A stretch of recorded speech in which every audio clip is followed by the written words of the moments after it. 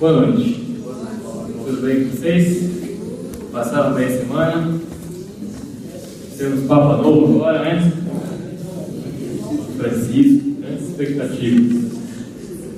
Muito bem. Hoje vou fazer uso desse instrumento significativo, que é o giz, para nós anotarmos algo mais. E a proposta de a gente fazer o encontro hoje é nos situarmos, não ainda no desenvolvimento histórico propriamente dito, do ensinamento social da tradição cristã, mais especificamente da Igreja Católica, mas ainda continuarmos percebendo como esta relação de fé e política se intercambiam e mutuamente constroem o reino de Deus. Sabemos distinguir, então, que fé e política têm seus espaços distintos, porém se interpelam, se provocam necessariamente. É importante a gente entender o espaço de um e o espaço de outro, da experiência religiosa, da experiência política. Sempre é bom a gente entender isso, senão a gente confunde os processos. O espaço religioso não é um espaço de promoção política. O espaço político, consequentemente, também não deve ser um espaço de promoção religiosa. Nós falávamos na aula passada da importância dos âmbitos de liberdade de um e de outro, das mútuas autonomias. Mas tanto um quanto o outro são espaços que devem atingir o coração humano. E, portanto, sendo assim, na medida em que a religião nos provoca a olhar para o ser humano como centelha do amor de Deus, e a política nos provoca para o mesmo olhar para o ser humano, elas cumprem seu papel. Tem uma expressão bonita da teologia calcedônica, que é unidade sem confusão. Nós estamos falando de uma busca de unidade dos nossos esforços e motivações mais nobres, tanto de um quanto de outro, sem confundir seus papéis. Então, a igreja não tem função de transformar a política, mas sim a função de transformar nosso coração e a gente transforma a política. Então, a gente vai entrar num perigoso relacionamento de um querer comprar a influência da outra. Assim como a política laica, e, portanto, não dá privilégios a um grupo em detrimento de outro, mas fomenta o que é de comum entre os grupos, que é sermos seres políticos e, portanto, responsáveis pela própria sociedade. E nesse sentido, então, eu queria trazer um pouco aquilo que a gente começou a falar do dado da revelação ao longo da história do povo de Deus. Se der tempo, a gente começa no Antigo e acaba em Jesus Cristo, percebendo que o dado político, antes de ser uma instituição, é uma condição humana. Que o dado político está implicado em nossa própria natureza de ser humano. E, portanto, se a fé nos atinge enquanto ser humano, também deve atingir nossa sensibilidade política, enquanto organização da sociedade em busca de justiça, necessariamente. Muito bem. Queria então começar falando da história dos patriarcas, caminhando um pouco por essa história e fazendo correlações, entendendo aqui política, um compromisso com o outro, de modo especial, compromisso com aquela sociedade que vai se constituindo. Então, nossa história de Israel, ela começa no capítulo 12 de Gênesis. Sem entrar nos pormenores históricos, nós vamos pegar a narrativa disso, o que vem antes de 1 a 11, a gente chama de pré-história de Israel, e a partir de Abraão é que a gente começa a perceber uma consciência de um mistério que lhe provoca, como resposta de fé, uma resposta de justiça. E essa experiência de fé dilata sua compreensão de justiça. Então nós vamos fazer um passeio histórico. Vamos pegar o primeiro ponto aqui, que é a experiência dos patriarcas. gosto de trabalhar com isso, porque é uma base boa para a gente se situar ao longo do Evangelho, olhar para a história de Israel. E dando agora um outro enfoque, que é esse enfoque de como a justiça é uma experiência inerente à experiência da fé. Bom, Abraão vinha de um outro povo, possivelmente de Ur, mais próximo dos caldeus, e vivia dentro da cultura onde se diz que se cunhou o Código de Hammurabi. Não sei se vocês conhecem a lei de Talião do Código de Hammurabi, por exemplo, onde você faz tal coisa, recebe tal qual o fez. Por isso, Talião. Então, você construiu uma casa, caiu a casa na cabeça daquele que morava na casa que você construiu, botam você dentro da sua casa e derrubam a casa em cima de você, para o outro fazer igual. Né? Ou seja, a justiça aí tem um dado de regulação social. Então, você pense muito bem no que você vai fazer para o outro. Se fizer mal feito, a gente vai devolver na mesma moeda. Era médico, deu o remédio dele demais, morreu. Então, vamos dar a mesma dose para você tomar para ver o que acontece. Então, é uma justiça que se pauta por dar exemplo para o outro não fazer. Ela coage a justiça. Abraão sai da cidade de Ur e vem caminhando ao longo do rio Tigre e Eufrates, que nós chamaríamos hoje de Golfo Pérsico.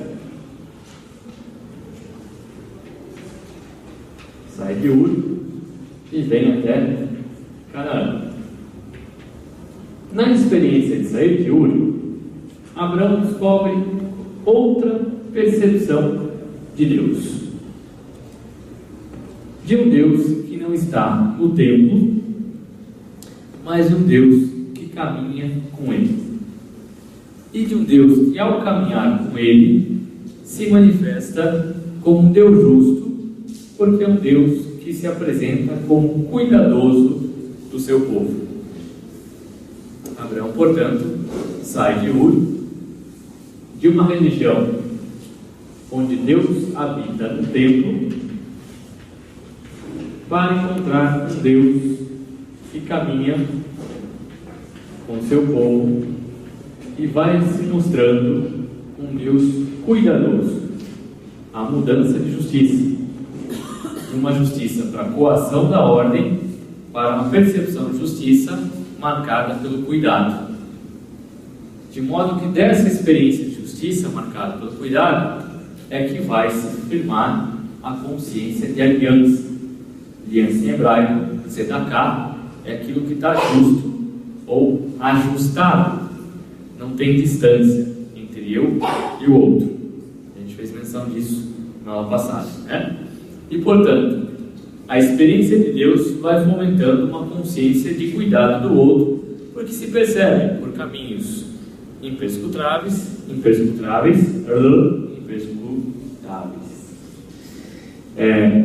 se percebe que tais caminhos que estão na consciência de Deus se manifestam de modo inesperado em momentos em que estava pedindo socorro.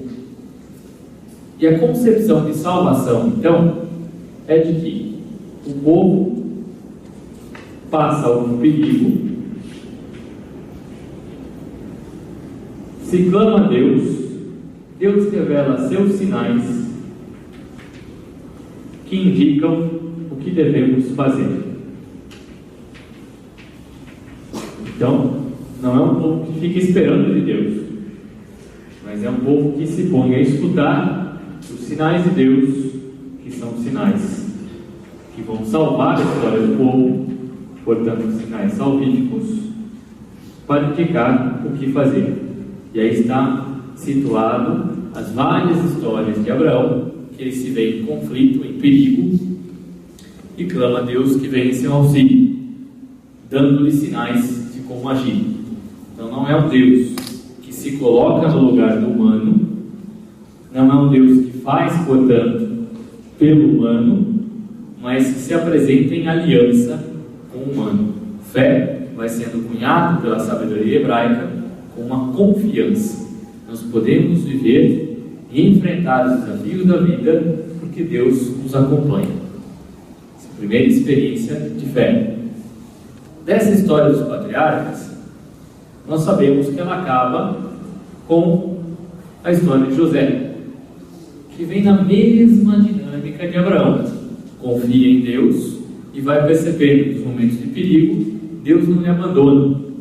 E ainda assim, o autor bíblico revela de um jeito bastante poético, bonito, portanto, que José é alguém que consegue identificar a vontade de Deus sendo um homem justo e, portanto, escapa da armadilha que os irmãos lhe fizeram.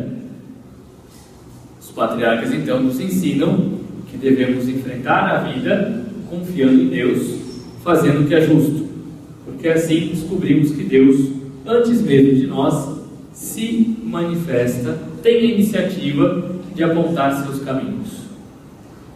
Essa história acaba então com o povo indo para o Egito, porque é uma dinastia egípcia de origem semita, portanto acolhe os povos semitas, que, uma vez sendo morta essa dinastia semita, outra dinastia assume o papel e começa a escravizar os semitas.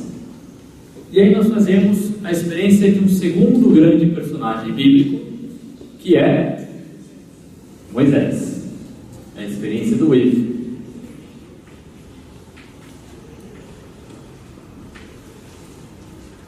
Moisés nos revela um outro dado a respeito da postura de Deus em relação à justiça. Porque nos patriarcas, os patriarcas estão já envolvidos no perigo. E Moisés é alguém que enxerga, junto com Deus, o sofrimento de outro. Deus que se dá a conhecer para Moisés é um Deus que é sensível ao sofrimento do povo. E Moisés, que não está sofrendo com esse povo, passa a se identificar com o sofrimento desse povo.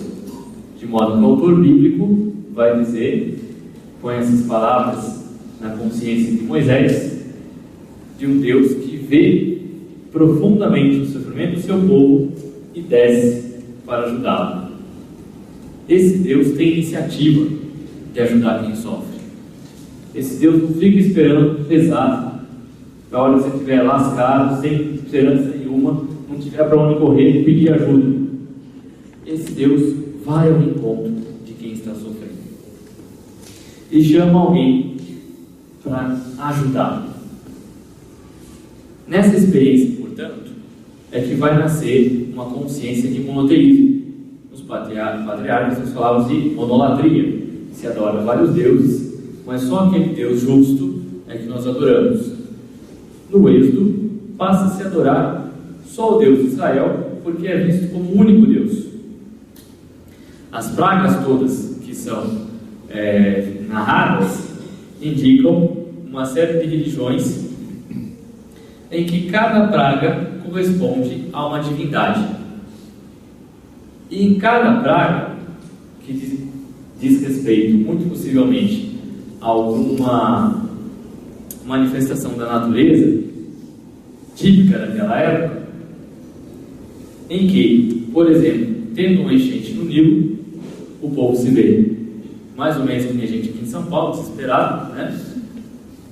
E recorre à deusa do Nilo para que ela então tenha piedade do povo e abaixe a inundação. Se tivesse esse tempo em São Paulo, ia ter bastante chance. Tendo oferta ou não a deusa do Nilo, o rio ia baixar. Seja lá o que acontecesse, o rio ia baixar. Mas a religião dos egípcios daquela época explorava o dado natural da boa fé ou da fé mal formada das pessoas, extraindo, parece que não mudou muita coisa, né? Extraindo suas ofertas.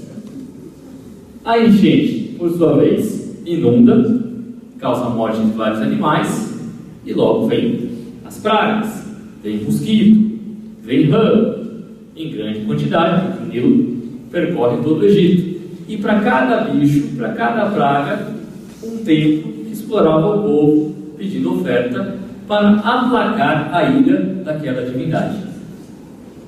A narrativa nos conta algo que parece em que o povo então se recusa, o povo que vai fazendo a experiência de um Deus que vem ao encontro deles e que não tem tempo.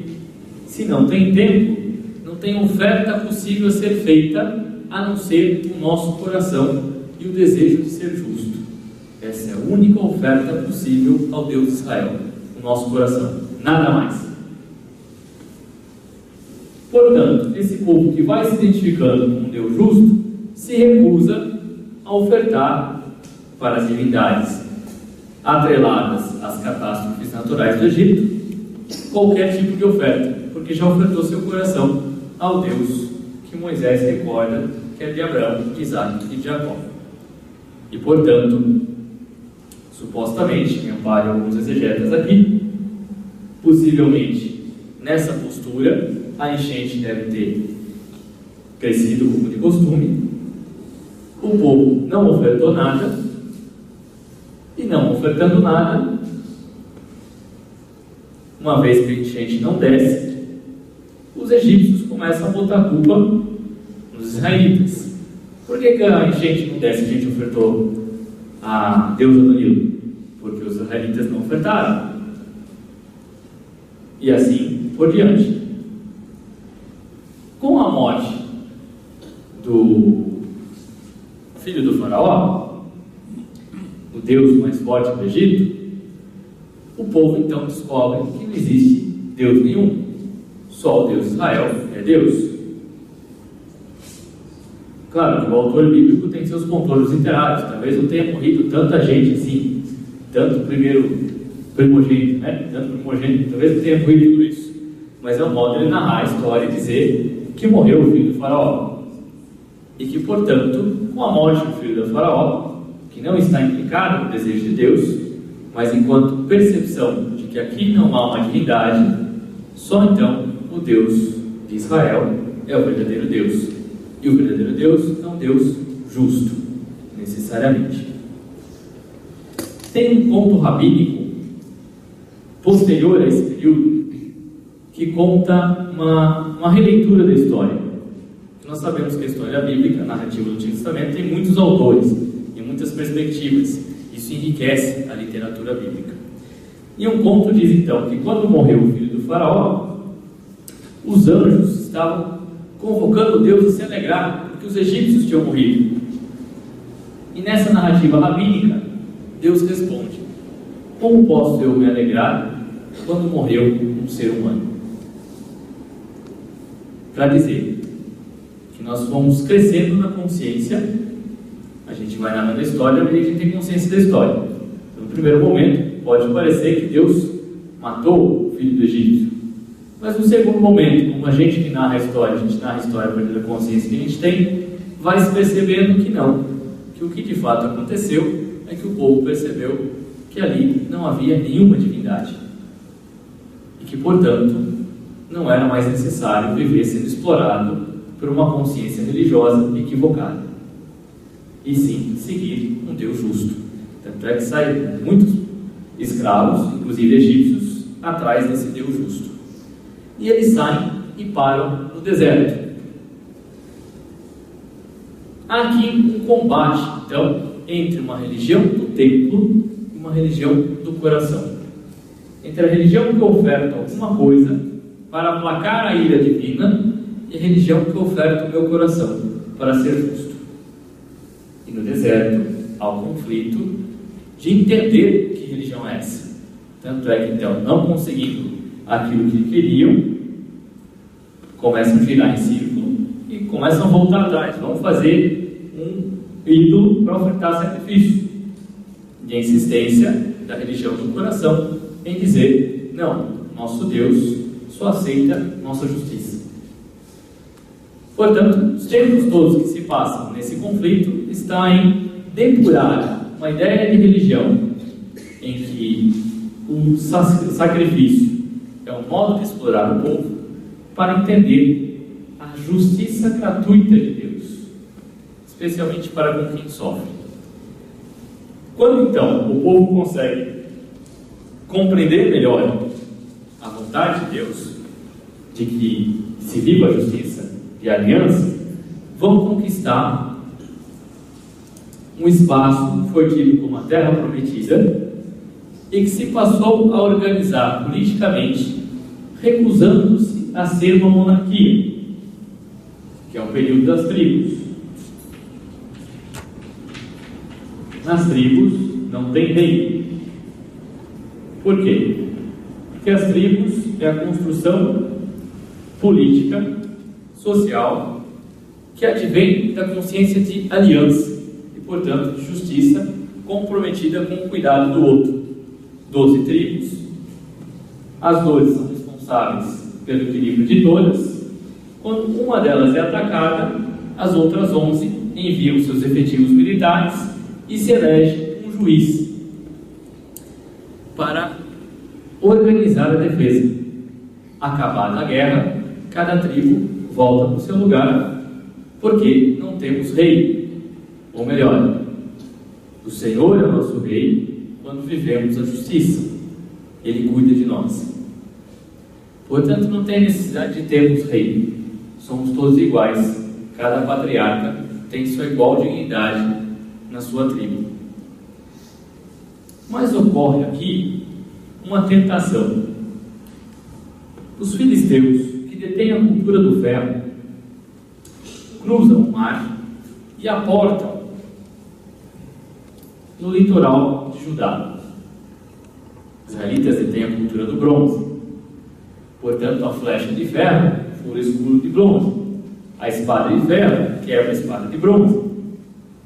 Cavalaria armada com ferro quebra as barreiras. É um inimigo muito forte, ilustrado na imagem de Golias. E, portanto, diante desse risco real, a primeira tribo que sofre, a tribo de Dan, que está aqui embaixo, joga o que sobrou dela lá em cima, que é atacada. E uma vez que eles dizimam as primeiras tribos, quando há um ataque dos filisteus, começa-se a tentação de quebrar a aliança e não mandar seus efetivos militares para defender aquela tribo que foi atacada. O chamado aliança começa a se romper. A consciência de justiça começa a ficar débil. E a isso o Antigo Testamento chamou de pecado. Uma experiência que nos conduz ao fracasso, porque fomos infiéis com a justiça. A tentação, portanto, era de criar a monarquia. Porque com a monarquia teríamos um exército pronto a nos defender. E, portanto, não teríamos mais o problema de depender da fidelidade e aliança das outras tribos. Mas com uma monarquia, iria-se inaugurar algo novo na história de Israel e que parece que voltava àquilo que foi o contrário da origem. Quando se cria uma monarquia, você cria uma classe de nobreza. Os nobres, historicamente, são a classe militar que defende o povo. E, portanto, haveria não mais um povo marcado pela justiça, mas um povo com nobres e súditos. E o problema é que manter a monarquia sempre é um problema. Cuidar de rei, princesa e o que vem anexo não é muito fácil, nunca foi. Um dos modos de você sustentar a monarquia era criando um templo, ofertar a divindade. Imposto nunca dá muito certo, o nome já não ajuda no marketing. Imposto tem que ser imposto, né? Oferta religiosa, essa dá dinheiro, bastante, né? E, portanto, como Davi é um grande rei, um exímio guerreiro, o povo, a princípio, parece retribuir para a construção do templo e da cidade. Jerusalém volta, então, ou melhor, o povo faz uma experiência contrária ao caminho que vinha seguindo. Se Deus caminhava com o seu povo, agora Deus tem uma casa. Deus mora em Jerusalém. Se cada tribo podia rezar na sua casa, Na sua tribo, agora todo mundo tem que rezar em Jerusalém. Jerusalém, capital do reino de Davi. E, portanto, na Páscoa, todo mundo teria que descer e fazer sua oferta ao templo. Muito bem. Davi, de fato, foi um grande guerreiro, cresceu o seu território, com isso cresce também a população, e parece que Davi cumpre, então, a promessa de Abraão, de que terá uma grande terra e uma grande multidão.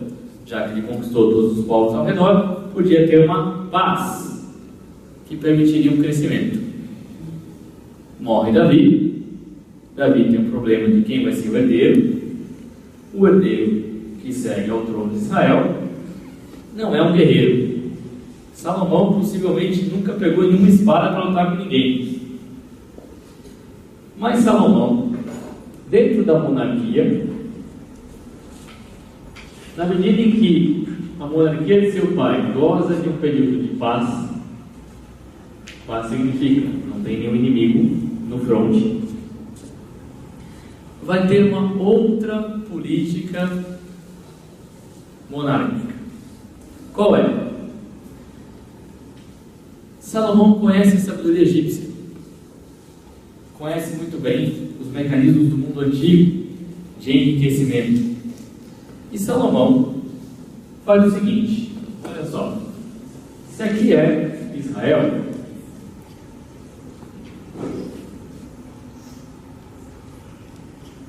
Aqui o deserto, fronteira com o Egito, fronteira com os hititas. Tem uma confissão de amor na Bíblia que diz assim: tu és bela como a égua do faraó. Acho que não funciona mais. Penso que não. Mas no meio do deserto, a coisa mais bonita que tinha lá era a égua do faraó, brilhante, escovada, tomada banho, né? Porque os egípcios tinham os melhores cavalos do mundo antigo. Salomão sabia disso, mas não tinha os melhores carros de guerra. Os carros de guerra, quem os fabricava com excelência eram os hititas, que estavam ao norte. Salomão está no corredor de um e outro. O que Salomão faz? Por exemplo, Salomão compra cavalos dos egípcios e vende aos hititas, compra carros, brigas dos hititas e vende aos egípcios. Cada aliança comercial é selada com o casamento da princesa do rei. Ali já casou com duas, né? Já começa de cara com duas. Casar com princesa sempre é um problema, né? Não toca, traz todos os apetrechos, aquele guarda-roupa gigantesco, né?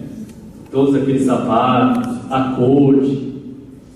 Portanto, você não casa com a princesa e bota ela em qualquer lugar. Você tem que casar com a princesa e criar um palácio, né? Um palácio para a princesa. O problema é que a princesa vem de outro povo, e outro povo tem sua divindade, e essa divindade tem que ser respeitada numa aliança. Portanto, além de construir o palácio para a princesa, eu preciso construir o templo para os seus deuses, porque ela é filha de Deus. Quando a Bíblia fala, então, que Salomão casou com 800 mulheres, a gente está falando que ele é o pai da globalização. O mundo antigo estava ali marcado por Salomão. Possivelmente, dessas 800 mulheres, muitas delas, a grande maioria, só teve a primeira noite, depois foi a negação total. Mas era uma aliança firmada. Se o número é esse exatamente, nós não sabemos, nem faz questão de a gente saber. O fato é que é uma grande aliança comercial no mundo antigo e vai onerar sobremaneira o modo interno da administração de Israel. Preciso construir palácios e templos. Por que o templo? Porque porque a monarquia se sustenta só com o templo. Portanto, o templo sustenta as dondogas, os palácios e as negociações. Começa então a instituir a corvéia, na medida em que se viu que não dava conta dos trabalhos diários. É muita princesa e muito sacerdote de fora. Então, a corvéia é posta, trabalho forçado. No Shabá você tem que trabalhar. No dia do Shabá você tem que trabalhar.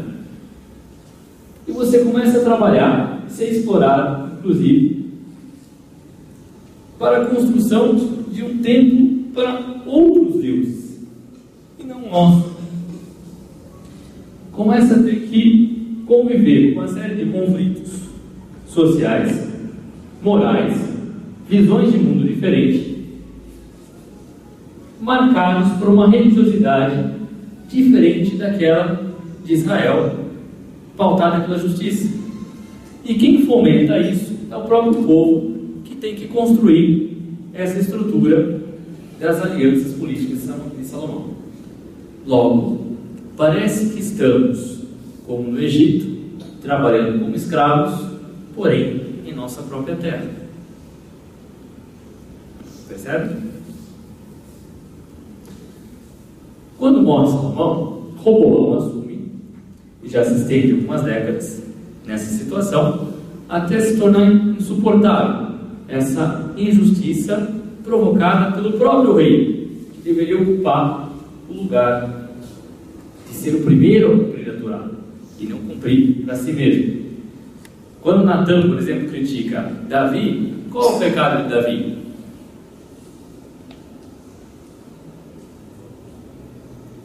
Qual o pecado de Davi? Oi? Vamos lá? Matou o pobre Urias, né? Que mais? Adulterou, mentiu, botou ela na frente. Que mais? Depois que o pobre morreu, o que ele fez? Trouxe para casa, né? Ela é a casa. A mulher cobiçou a casa, né? Com isso, ao adulterar, ele desonra a família. Ao roubar, ele não freia a ganância. O Shabá não freia a ganância. Ele deixa a ganância tomar o coração. Ao mentir, ele bota em falso e macula o nome de Deus, porque o homem é a imagem de Deus. Portanto, botar em falso testemunho significa pronunciar o nome de Deus em vão. E ao cobiçar as coisas, coloca as coisas no lugar de Deus e Deus no lugar das coisas. Qual o pecado de Davi? Ele reina para si mesmo e não para a Torá e não para a justiça de Deus. Esse é o pecado de Davi. E Roboão e Salomão vão seguir esse pecado. Então, quando Roboão assume, o povo tem a esperança de mudança. E o profeta do norte, Aias de Silo, convida a Jeroboão a ir falar com Roboão que para de explorar o povo, sobretudo o povo do norte, mais explorado que o povo do sul, onde está a capital. E o que Roboão responde é: se meu pai castigou vocês com chicote do tamanho de um dedo, castigá-los-ei com chicote do tamanho de um braço, né? Então agora vai na raça para aprender a não reclamar. Com isso, a monarquia se rompe. Possivelmente, a história de Caim e Abel é recontada nesse momento. São dois reinos conflitando entre si. Fratricídio, irmão contra irmão. Quando o reino é rompido, coincide com o avanço do Império Assírio.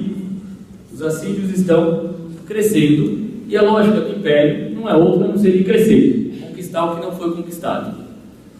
Israel está no caminho, não sabemos se poderia resistir ou não. Vale lembrar que eles resistiram ao Império Romano e resistiram ao Império de Alexandre, guerra de guerrilha. Conheço muito bem meu território. O meu território é favorável nas montanhas e vou resistindo até cansar o inimigo. Porém, diante do avanço do império, como o reino estava dividido e os assírios eram temidos pela sua postura bárbara e terrorista, eles costumavam matar as pessoas e separar seus membros pelas cidades. Um dos castigos imputados por um imperador assírio foi de matar o filho na frente do rei e arrancar-lhe os olhos, para que fosse a última imagem a ele guardar. Então, o terror dos assírios era muito grande. E quando os assírios estão chegando próximo a Israel, o reino do sul estabelece uma aliança com os assírios contra o reino do norte, de modo que os assírios então podem entrar pelo sul para atacar o norte, e aí acabam com o norte. O sul, por sua vez, ao fazer aliança, deve pagar pesados tributos e adorar os deuses assírios, o que continua o descontentamento nesse período. Há um momento então em que os impérios se chocam. O Império Babilônio também está crescendo. Quando os impérios se chocam, é a oportunidade dos países, dos povos, na verdade, dos povos subjugados tentarem a liberdade. Tem uma briga de grandes. E, portanto, ali há uma esperança dos profetas de recuperar a consciência da Torá, de que Deus está conosco. E que, portanto, que nós saiamos dessa dinâmica de monarquia. Aqui está a história dos profetas. E é muito legal isso na literatura bíblica, porque você tem o período mais conflituoso. Ao mesmo tempo que você tem a defesa da monarquia do sul, por exemplo, literatura dos reis, a crítica da monarquia do sul e o apoio da monarquia do norte, então a literatura de crônicas e literatura dos reis, e ao mesmo tempo tem a literatura dos profetas, que rejeita a monarquia. E tudo isso foi entendido como narrativa sagrada para nos entender enquanto povo de Deus. Percebe? As coisas não aconteceram certinhas, programadas, sem conflito. Foi tenso, momentos de mais lucidez, momentos de menos lucidez, momentos de pessoas clamando pela justiça e pessoas ensurdecidas pelos seus próprios interesses. E nesse caminho é que vai se dando a fé de Israel. Inevitavelmente, os profetas não conseguem convencer os reis, e os reis acabam insistindo em suas posturas, e o Império Babilônico vence os assírios. Uma vez que eles mantiveram uma aliança com os assírios, são dizimados tal qual o Império Assírio. E ao ser dizimado, começa a experiência do exílio. E o exílio é a grande crise. Por quê? Os dogmas de Israel se quebraram. Israel se achava a cidade eterna. Nada ia acontecer conosco porque a casa de Deus está aqui, no seu templo de Jerusalém. Agora não tem nem templo, nem Jerusalém, nem povo. Onde está Deus? Vem o tema da ira divina, ou do silêncio de Deus. Deus respeita a obstinação do coração confuso, porque não impõe sua aliança. Essa obstinação leva à nossa destruição. Esse fechar em si mesmo e não ouvir o clamor da justiça nos destrói.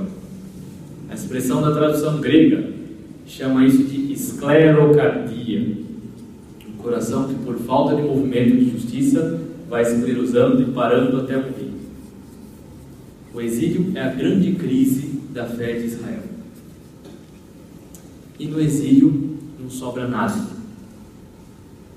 As margens do rio da Babilônia sentei e chorei. Nossas cítaras não tocam mais. Não há mais alegria. Não há mais Jerusalém para onde pode voltar nosso coração. Mas, de um modo muito oportuno, Israel volta a fazer a experiência de descobrir um Deus que caminha com o seu povo. Deus não está preso ao templo. Deus está ligado ao coração daquele que chama a acreditar nele e na justiça. Então é um processo de depuração da consciência da fé.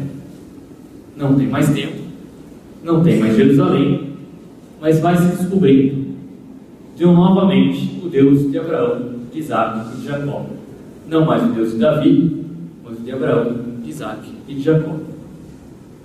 No entanto, outros grupos pretendem voltar para a terra.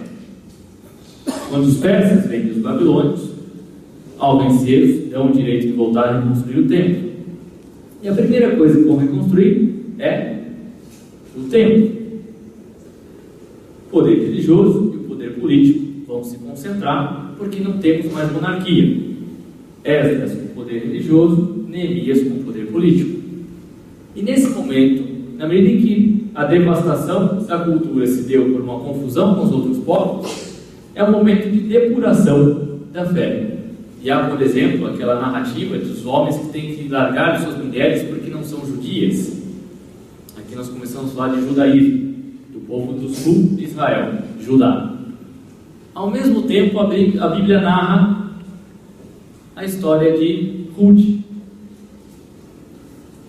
que não era israelita, mas era justa. E, portanto, fica para cuidar de Noemi, sua sogra, essa sim, israelita.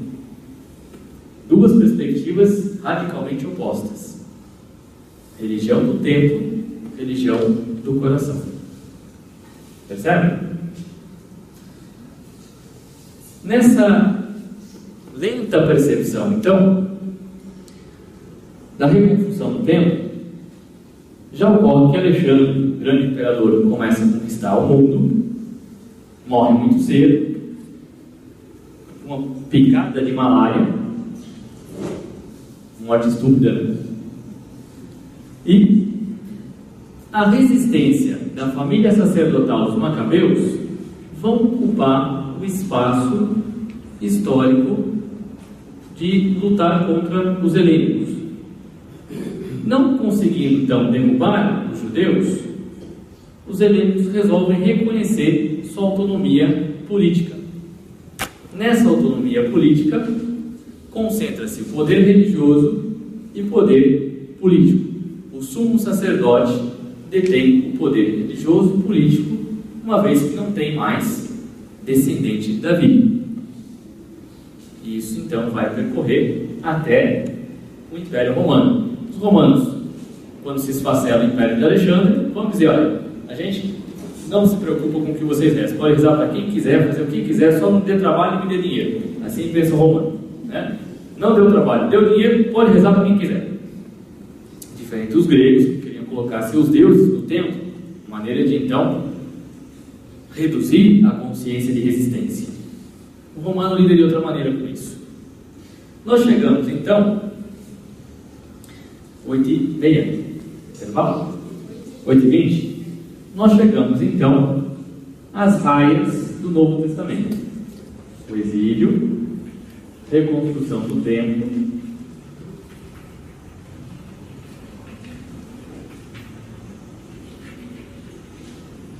e Império Romano.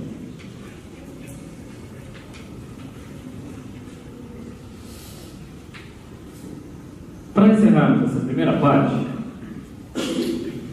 vamos só dar enfoque na percepção de que a experiência de Deus nos pede uma organização justa.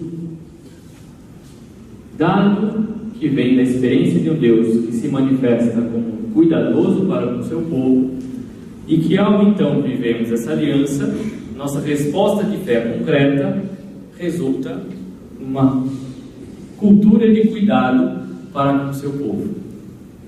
A construção de uma cultura justa é parte do desenvolvimento da fé de Israel. E o embate de uma fé do coração, em que se oferta o coração a Deus para se ser justo, e uma fé equivocada, marcada por uma teocracia, em que Deus faz as coisas por nós, e portanto a gente só oferece as coisas para aplacar a sua ira, vai ser um embate constante na consciência do povo de Deus. Percebe?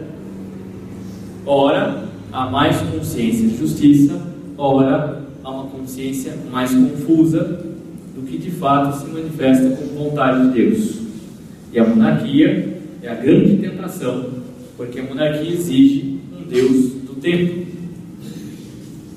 O problema não era ter o tempo, o problema era a concepção do tempo.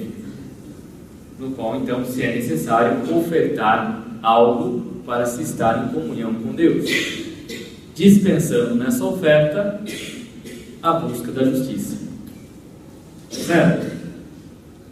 Toda a história da fé de Israel é uma luta de como nós vivemos essa fé. Uma fé que nos faz mais justos, aliança, isso nos ajuda a superar os conflitos da história, ou uma fé que nos faz mais distantes. Percebe? A fé de Israel não tem divisão de corpo e alma. A fé de Israel está marcada por uma fé que é justa ou não é justa. E justiça implica justiça concreta. A antropologia israelita é muito simples. Não tem divisão de corpo, alma, espírito, nada disso. Consciente, inconsciente, nada. Respirou, está vivo. Não respirou, morreu. Se está respirando, está vivo, tem que cuidar dele. Simples. Simples assim, como diz o outro, né? Respirou, está vivo, tem que ter cuidado. Certo? Esse conflito que vai resultar numa constituição final do tempo, já chegamos então no primeiro século, que a gente retoma logo após o intervalo, traz um embate de uma visão religiosa do templo, por parte dos sumos sacerdotes, e uma tradição profética de chamar o coração à conversão para a fé de um Deus justo, trazido por Jesus Cristo. Percebe? Independente da leitura teológica que nós façamos da pessoa de Jesus Cristo, nosso Senhor, e do mistério de Deus que se faz presente nele, aquele que revela o amor do Pai, a postura de fé de Jesus Cristo também resulta num conflito político. Não é somente um conflito político, mas também resulta num conflito político ao trazer esta religião do coração. E a gente volta a falar disso daqui a pouco. Ok? Tudo bem com as abóboras aí? Então tá bom.